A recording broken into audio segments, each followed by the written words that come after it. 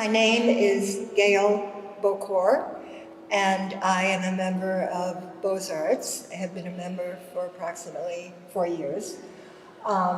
This piece that I'm talking about, I will be discussing the process. This was in a show in January that was at the Jane's Art Center, and it was called Visual Symphony.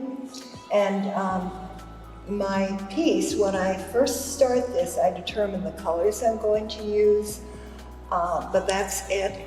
And then I develop a composition based on shapes, and I usually stick to 3 different shapes, 3 different colors, and build up from there. So when the one layer dries, I like to do glazing, which means I'm mixing my color with a transparent or translucent medium so that the color underneath shows through.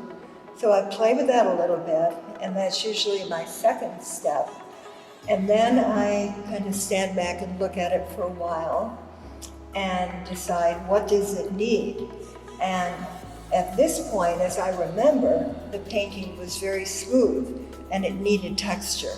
So I went in with some visual texture, and I put in, I think this was bubble wrap up here and the bubble wrap over there. I may have done some stencils.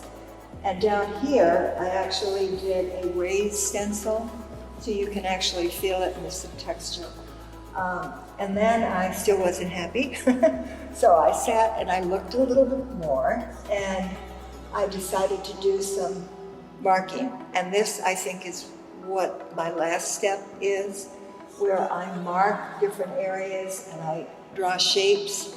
And I usually will do this with a permanent marker or with a watercolor marker, which is water soluble. So that means as soon as I go to varnish the painting, it will run.